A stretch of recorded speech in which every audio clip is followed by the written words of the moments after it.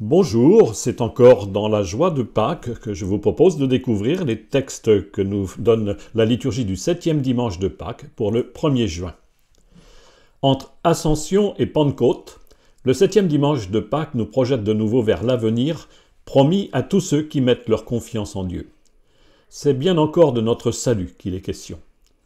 Mais l'espérance que portent ces textes n'est pas une fuite en avant.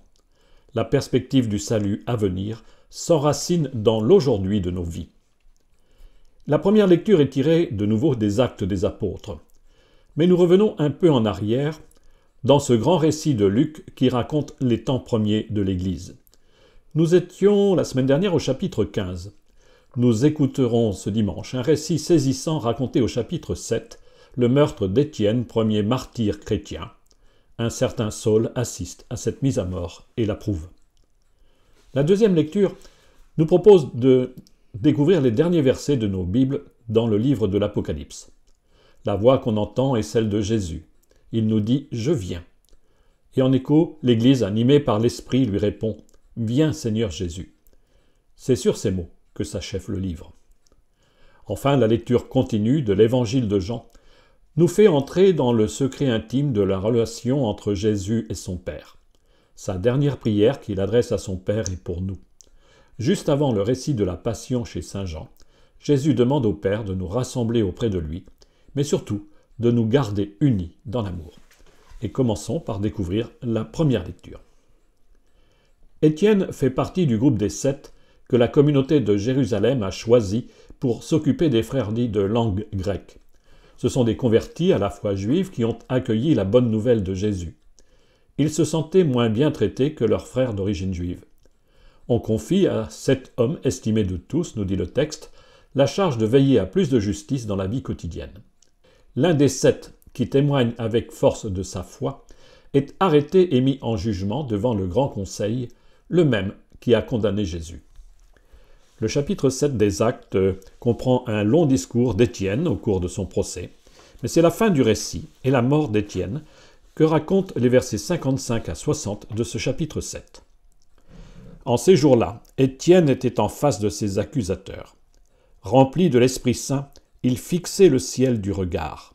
Il vit la gloire de Dieu et Jésus debout à la droite de Dieu. Il déclara « Voici que je contemple les cieux ouverts et le Fils de l'homme debout à la droite de Dieu. » Alors, ils poussèrent de grands cris et se bouchèrent les oreilles. Tous ensemble, ils se précipitèrent sur lui, l'entraînèrent hors de la ville et se mirent à le lapider. Les témoins avaient déposé leurs vêtements aux pieds d'un jeune homme appelé Saul. Étienne, pendant qu'on le lapidait, priait ainsi « Seigneur Jésus, reçois mon esprit. » Puis se mettant à genoux, il s'écria d'une voix forte « Seigneur, ne leur compte pas ce péché. » Et après cette parole, il s'endormit dans la mort. Le discours d'Étienne est une longue méditation qui reprend l'histoire du peuple d'Israël depuis Abraham jusqu'au roi David. Il s'achève sur une accusation. Y a-t-il un prophète que vos pères n'aient pas persécuté ? Devant ses accusateurs, Étienne décrit le ciel qu'il contemple et le Fils de l'homme debout à la droite de Dieu. Tous comprennent. Ce Jésus qu'ils ont fait mettre à mort par Pilate est assimilé à ce personnage mystérieux du livre de Daniel, comme un fils d'homme, que nous avons déjà rencontré. Vision scandaleuse, car elle est un blasphème qui mérite la mort. Elle assimile Jésus, l'homme, à un personnage divin qui partage la gloire de Dieu. La vision d'Étienne est aussi pour nous. Avec lui, nous contemplons Jésus ressuscité, entré dans la gloire de Dieu. La sanction est immédiate. Étienne est mis à mort par lapidation. Mais il n'y a pas de jugement. C'est bien à un meurtre que nous assistons. Étienne est le premier à subir le même sort que Jésus. Comme son maître, le disciple rend l'esprit et demande pardon à Dieu pour ses persécuteurs. Même s'il ne participe pas activement, Saul est là et il approuve. Encore un peu de temps, et Paul, qui est pour le moins complice, va se trouver bousculé sur la route de Damas. « Qui es-tu, Seigneur ? » ?»« Je suis Jésus, celui que tu persécutes. » Partons maintenant à la découverte de la deuxième lecture. Pendant tout ce temps de Pâques, nous avons lu des extraits du livre de l'Apocalypse. Chaque lecture nous donnait de contempler une nouvelle vision de Jean. Nous voilà arrivés tout à la fin du livre, et même tout à la fin de nos Bibles. Mais ici, Jean ne voit pas, il entend une voix, et c'est Jésus qui parle. Nous écoutons quelques versets de cet ultime message de la parole de Dieu, au chapitre 22 de l'Apocalypse, les versets 12, 14, 16 et 17, et verset 20. On nommait les versets 15 et 18.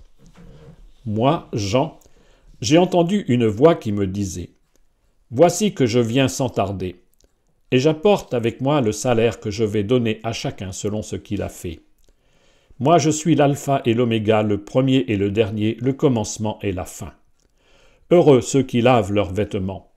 Ils auront droit d'accès à l'arbre de la vie, et par les portes ils entreront dans la ville. Moi, Jésus, j'ai envoyé mon ange vous apporter ce témoignage au sujet des églises.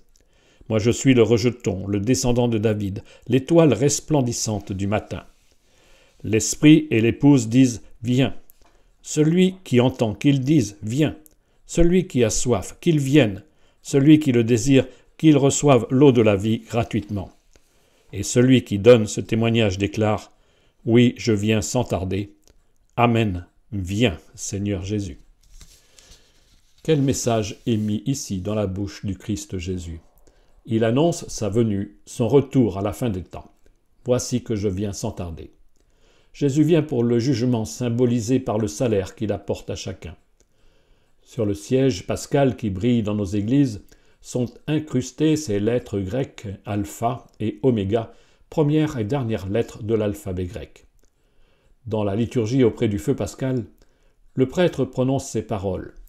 Le Christ, hier et aujourd'hui, commencement et fin de toutes choses, alpha et oméga. Dans notre foi, le Christ venu de Dieu est bien à l'origine, créateur avec le Père et par l'Esprit, comme nous le disons dans le Credo, par lui tout a été fait. Dans notre foi, le Christ remonté auprès du Père, comme nous l'avons fêté le jour de l'Ascension, est bien au terme de l'histoire, celui à qui le Père remettra le jugement. Voici que je viens sans tarder, nous dit la voix de Jésus. En réponse, nous entendons la voix de l'Esprit et celle du peuple des élus qui dit « Viens, viens, viens Seigneur Jésus ». Cette prière de l'Église est pleine d'espérance. L'épouse unie à l'époux pour les noces de l'agneau attend et espère le retour du Christ. Découvrons maintenant l'évangile que nous propose la liturgie de ce 7e dimanche de Pâques. Dans l'évangile de Jean, le chapitre 17, qui précède le récit de la Passion, se présente comme une longue prière de Jésus à son Père. Il prie pour ceux qui l'ont accompagné. Il demande au Père de les garder unis, et il supplie pour qu'ils aient en eux la joie. Puis la prière s'élargit à tous ceux qui mettront leur foi en lui. La prière de Jésus traverse le temps pour nous rejoindre aujourd'hui, nous qui avons écouté le témoignage des messagers du Christ. C'est un passage de la prière de Jésus que nous entendons au chapitre 17 de l'évangile de Jean, les versets 20 à 26. En ce temps-là, les yeux levés au ciel, Jésus priait ainsi. « Père saint, je ne prie pas seulement pour ceux qui sont là, mais encore pour ceux qui, grâce à leur parole, croiront en moi. Que tous soient un, comme toi, Père, tu es en moi et moi en toi. Qu'ils soient un en nous, eux aussi, pour que le monde croie que tu m'as envoyé.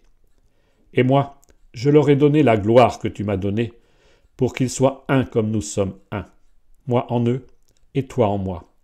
Qu'ils deviennent ainsi parfaitement un, afin que le monde sache que tu m'as envoyé et que tu les as aimés comme tu m'as aimé.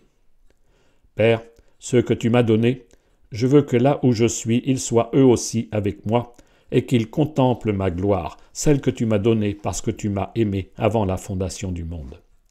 Père juste, le monde ne t'a pas connu, mais moi je l'ai connu, et ceux-là ont reconnu que tu m'as envoyé. Je leur ai fait connaître ton nom, et je le ferai connaître pour que l'amour dont tu m'as aimé soit en eux, et que moi aussi je sois en eux. » La prière de Jésus a d'abord été pour ses amis qui l'ont accompagné jusqu'à Jérusalem. Mais à la fin de sa prière, Jésus prie pour tous ceux qui, dans l'histoire, auront mis leur foi en lui. La prière de Jésus nous rejoint donc dans le présent de nos existences. Nous sommes ses disciples qu'aujourd'hui le Christ porte devant le Père dans sa prière. La première demande de Jésus, c'est de nous tenir dans l'unité. Parce que le Père et le Fils sont un, le peuple de Dieu doit ou devrait vivre dans l'unité. Cette unité est le socle de la mission de l'Église dans le monde. La crédibilité du témoignage tient à la vérité de la communion des baptisés. Nous savons combien les divisions entre frères ont été source de scandales dans l'histoire. Les fractures qui menacent l'unité aujourd'hui pourraient bien ajouter encore au discrédit de son message. Le plus urgent pour la mission n'est-il pas de prier et d'œuvrer en même temps pour l'unité des chrétiens? Dans la prière qui précède sa mort, Jésus exprime au Père sa volonté. « Je veux ». Et ce que veut le Fils et qu'il demande au Père, c'est que tous ceux que le Père lui a confiés contemplent sa gloire. La divinité du Christ s'affirme ici. Le Fils partageait cette gloire avec le Père dès avant la création du monde. Deux verbes achèvent la prière de Jésus, connaître et aimer. Il est donné aux disciples de Jésus de connaître le Père. Rappelons-nous Philippe qui demandait à Jésus « Montre-nous le Père » et la réponse de Jésus « Qui m'a vu, a vu le Père. Qui connaît le Fils, connaît le Père. » Croire, c'est entrer dans l'intimité de Dieu. Et la véritable connaissance est celle du cœur, car connaître, c'est aimer. Cette connaissance et cet amour restent partiels et s'épanouiront dans la contemplation finale. Les images visionnaires de l'Apocalypse nous ont dit cette espérance qu'un jour nous connaîtrons et nous aimerons comme nous sommes connus et aimés de Dieu. Bon dimanche.